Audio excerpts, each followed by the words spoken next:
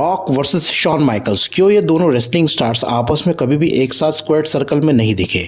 क्या rock Shawn Michaels को personally hate करते थे या फिर back stage Shawn Michaels 90s में सबसे खराब इंसान थे कि लॉकर रूम में सब शॉन माइकल से डरते थे?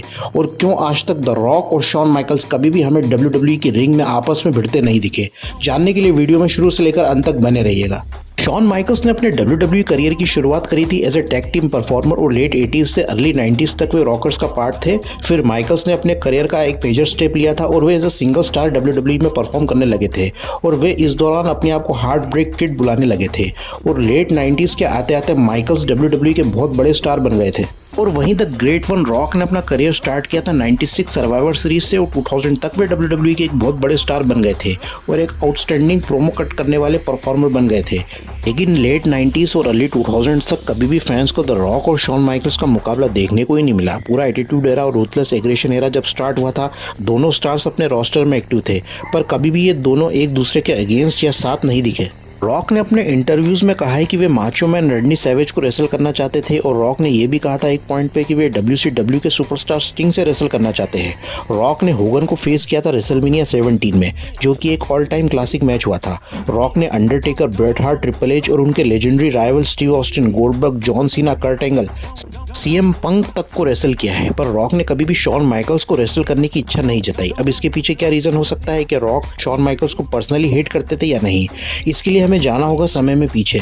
माइकल्स ने अपना WWE करियर स्टार्ट किया था तब रॉकर्स टैग टीम का वे पार्ट थे। वो एक प्रमोशनल इवेंट में गए थे जो ऑर्गेनाइज करवाया गया था पॉलिनेशियन ऑर्गेनाइजेशन ने। जब रॉकर्स अपना मैच खत्म करके जा रहे थे तो माइकल्स ने रॉक की ग्रैंड मदर लिया माइविया के लिए कुछ कहा था और कुछ इंसल्टिंग यहाँ माइकल्स रॉक के समोन ट्रेडिशन के बारे में भी कहते हैं। और रॉक ड्वेन वहीं थे। तब द रॉक ड्वेन जॉनसन एक टीनेजर थे और तब से ड्वेन के मन में शॉन माइकल्स के एटीट्यूड के प्रति हेट थी और ये हेट रॉक के मन में तब से है। और जब रॉक WWE में आ गए थे और माइकल्स उस समय WWE के टॉप स्टार्स में से एक थे, पर तब भी ये दोनों किसी सेगमेंट में एक दूसरे के साथ नहीं दिखे थे। रॉक ने अपना डेब्यू किया था सर्वाइवर सीरीज 96 में और उसी पेपर व्यू में शॉन माइकल्स हारे थे साइको सिड से अपनी WWE चैंपियनशिप। 97 के स्टार्ट में रॉक ने ट्रिपल एच को हराया था इंटरकॉन्टिनेंटल चैंपियनशिप के लिए, जो माइकल्स के बेस्ट फ्रेंड थे। रॉक को as a baby face starting में पुश मिला था और रॉक ने ब्रेट हार्ट के साथ एक मैच भी रेसल किया था जिसमें ब्रेट हार्ट रॉक के करिश्मा से काफी इंप्रेस हुए थे और इसका खुलासा खुद ब्रेट हार्ट ने अपनी बायोग्राफी में किया था। और अपनी बायोग्राफी में ब्रेट हार्ट ने ट्रिपल एच और शॉन माइकल्स के बारे में बताया था कि कैसे वे पर्सनली रॉक से हेट करते थे और रॉक को आगे बढ़ने से वे रोक रहे थे। इसके बारे में रॉक को भी पता था कि उनके अगेंस्ट कंपनी में कोई ना कोई तो है जो उनके अगेंस्ट पॉलिटिक्स खेल रहा है। रॉक ने 97 में हील टर्न ले लिया था और वे नेशन ऑफ डोमिनेशन फैक्शन के मेंबर थे।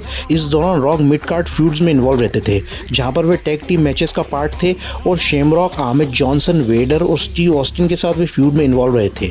तो 97 का साल वो था जहां पर रॉक ने बहुत सारी लॉसेस को झेला था और वहीं शॉन माइकल्स का फ्यूड रहा था ब्रेट हार्ट अंडरटेकर से, जिस पर Shawn Michaels versus Bret Hart की स्टोरी मेरे चैनल पर अवेलेबल है, आप उसका वीडियो देख सकते हैं। शॉन माइकल्स बैक स्टेज एक अच्छे इंसान नहीं थे और वे नए टैलेंट्स को बुली किया करते थे और उस टाइम पर जितने भी रेसलर्स WWE में एक्टिव थे उन्होंने कभी भी माइकल्स के लिए अच्छे शब्द इस्तेमाल नहीं किए और माइकल्स और रॉक का बैक स्टेज इंटरेक्शन के बारे में भी कभी भी कोई जिक्र नहीं हुआ।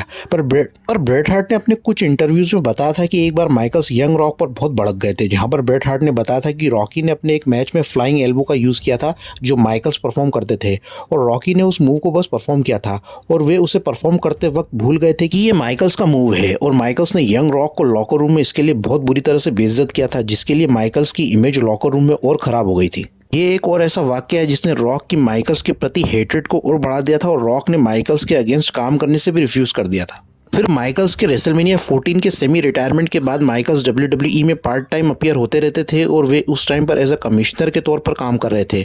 और जब कॉर्पोरेट मिनिस्ट्री फॉर्म हो गई थी तब माइकल्स WWE में एज अ फेस काम कर रहे थे और वे बहुत सारे मैचेस में as a special guest referee होते थे।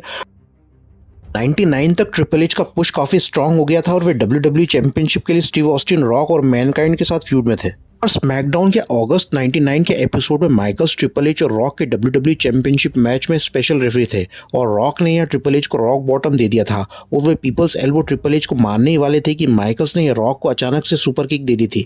और बैक स्टेज रॉक ने माइकल्स को कन्फ्रंट किया था और कहा था कि उनकी सुपर किक काफी जोरदार थी। तो माइकल्स ने यहाँ रॉक से कहा था कि अगर तुम इसे झेल नहीं सकते तो तुम्हें इस बिजनेस में नहीं होना चाहिए। और फिर रॉक ने या माइकल्स को पेल दिया था, मतलब बैक स्टेज रियल फाइट में मारा था। और ये रूमर से ये सच्चाई ये तो सिर्फ रॉक और शॉन माइकल्स ही बता सकते हैं। इसका खुलासा खुद रॉक के फादर रॉकी जॉनसन ने किया था। पर माइकल्स की पोजीशन को देखते हुए और रॉक भी एक मेजर स्टार थे उस टाइम पर, तो ये बात बिल्कुल भी सच नहीं हो सकती कि रॉक ने माइकल्स पर हाथ उठाया होगा और माइकल्स ने भी रॉक की मार को सह लिया होगा बिना कोई बवाल किए हुए। ये बात हजम करना मुश्किल है। फिर इसके बाद रॉक ने रॉक के एपिसोड में शॉन माइकल्स को अपने लफ्जों में बेइज्जत किया था। और फिर माइकल्स 2000 के जजमेंट डे पेपर व्यू के आयरन मैन मैच में स्पेशल रेफरी थे रॉक और ट्रिपल एच के मैच में, और उसी मैच में अंडरटेकर अपने अमेरिकन बैडेस वाले अवतार में आए थे। पर इसके बाद माइकल्स WWE में 2002 तक नहीं दिखे थे। 2002 के साल तक रॉक मूवीज में एक्टिंग करने लगे थे और 2002 में शॉन माइकल्स ने अपना रिटर्न किया था WWE में, और वे NWO की टी शर्ट में दिखने लगे थे और वे एज अ फेस रिटर्न हुए थे। और उस टाइम पर भी शॉन माइकल्स और रॉक का कोई इंटरेक्शन नहीं हुआ था। 2002 तक ट्रिपल एच और रॉक एक लेजेंडरी स्टेटस हासिल कर चुके थे WWE में, और माइकल्स का इन्वॉल्वमेंट रॉक के साथ तब भी नहीं हुआ था। 2002 समर स्लैम के बाद से ही माइकल्स फिर से WWE में आ गए थे, और तब स्पेकुलेशन ये थे कि रॉक और माइकल्स किसी फ्यूड में इन्वॉल्व होंगे। और 2003 में रॉक ने स्टीव ऑस्टिन को रेसलमेनिया 19 में हराया था, और उसके बाद उन्होंने गोल्डबर्ग को बैकलैश पेपर व्यू में रेसल किया था, और रॉक फिर हॉलीवुड में अपना करियर बनाने में बिजी हो गए थे। पर रेसलमेनिया 20 में विंस मैकमैन के ये प्लान्स थे कि रॉक और शॉन माइकल्स का इंटरेक्शन हो, पर रॉक ने या माइकल्स के साथ किसी भी स्टोरी में इन्वॉल्व होने से मना कर दिया था।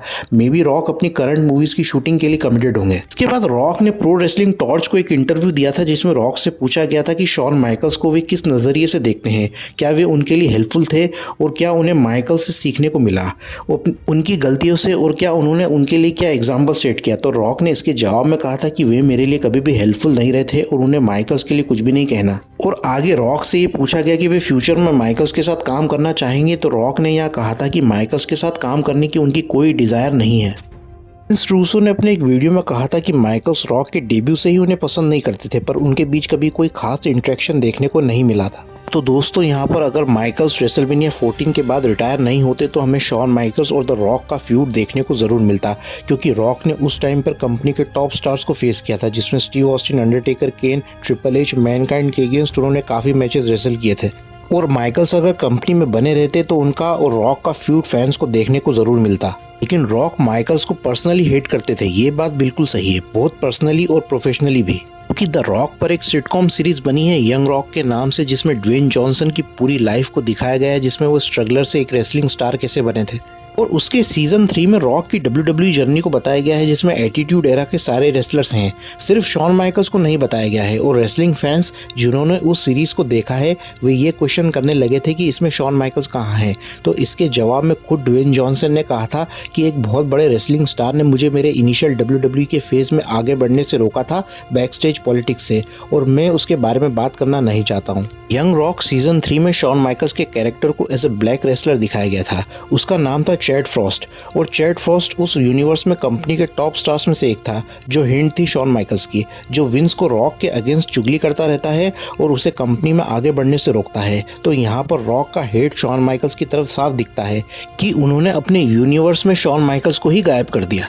तो दोस्तों, यहाँ पर रॉक वर्सेस शॉन माइकल्स का वीडियो एंड होता है, और आप अपना ओपिनियन कमेंट कर बताएं कि इन दो महान हस्तियों का रेसलिंग मैच आज तक फैंस को क्यों देखने को नहीं मिला। तब तक आप स्टे अपडेटेड रहिएगा wrestling stories and facts channel में।